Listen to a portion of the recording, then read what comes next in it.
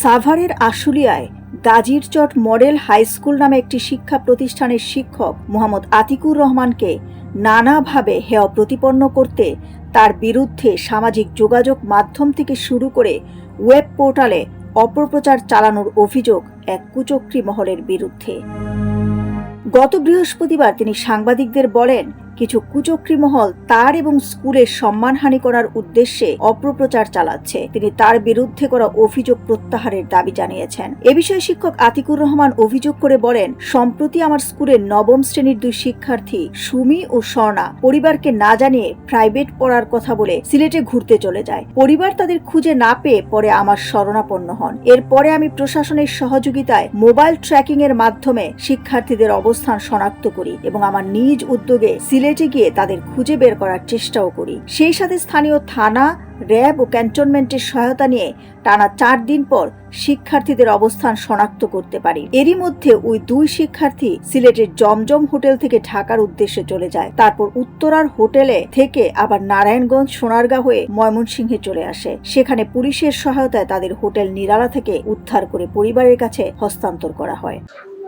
আমি মোহাম্মদ আতিকুর রহমান শিক্ষকতা পেশায় নিয়োজিত রয়েছি। আমি 2005 সনে গাজীরচট মডেল হাই স্কুল নামে একটি বিদ্যালয় প্রতিষ্ঠা করি। বিদ্যালয় প্রতিষ্ঠার পর থেকে অদ্যাবধি 2026 সন পর্যন্ত অত্যন্ত সুনামের সাথে প্রতিষ্ঠানটি পরিচালনা করে আসছি।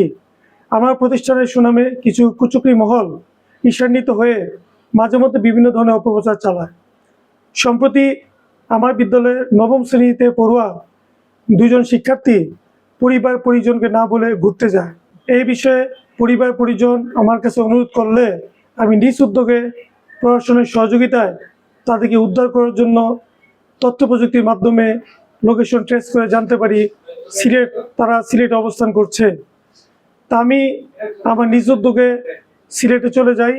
ওইখানে গিয়ে অনেক খোঁজাখুঁজির পর তাদের না পেয়ে স্থানীয় শাহপুরান থানা এবং র্যাব 9 এবং জালালাবাদ ক্যান্টনমেন্টের শরণাপন্ন হই। তাদের অক্লান্ত পরিশ্রমের ফলে 4 দিন পরে আমরা জানতে পারি তারা জমজম হোটেলে কয়েকদিন অবস্থান করে তারা ঢাকায় চলে আসে।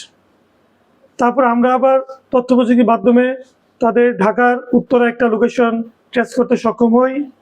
ওইখান থেকে তারা আবার পরবর্তীতে নারায়ণগঞ্জ হয়ে সোনারগাঁও, সায়দাবাদ এবং আপনার সাতরাস্ত হয়ে ময়মনসিংহ চলে যায়।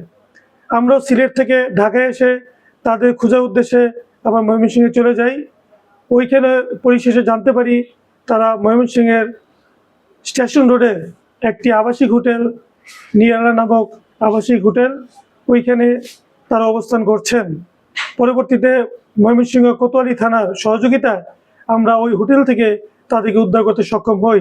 তিনি আরো বলেন, আমি দীর্ঘদিন ধরে শিক্ষকতা পেশায় নিয়োজিত আছি। শিক্ষার্থীদের মঙ্গল ও পরিবারের আস্থা আমার জন্য খুবই গুরুত্বপূর্ণ। তাই আমি আমার জায়গা থেকে তাদেরকে খুঁজে বের করার চেষ্টা করেছি। আমি এত কিছু করার পরেও তারা আমার বিরুদ্ধে সামাজিক যোগাযোগ মাধ্যম সহ ওয়েব পোর্টালে আমার এবং প্রতিষ্ঠানের বিরুদ্ধে নানা অপপ্রচার চালিয়েছে। এখানেই খামতন হয়নি, আমাকে হয়রানি করতে থানায় আমার বিরুদ্ধে মিথ্যা অভিযোগও দিয়েছে, যা আমার পেশাগত জীবন ও সামাজিক সম্মানকে ক্ষতিগ্রস্ত করেছে। আমি এ ধরনের ঘটনার তীব্র নিন্দা ও প্রতিবাদ জানাই।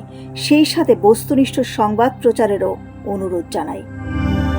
তিনি আরও উল্লেখ করেন, তিনি 2005 সালে গাজীরচট মডেল হাই স্কুল প্রতিষ্ঠা করেছেন এবং 2026 সাল পর্যন্ত স্কুলটি অত্যন্ত সুনামের সঙ্গে পরিচালনা করে আসছেন।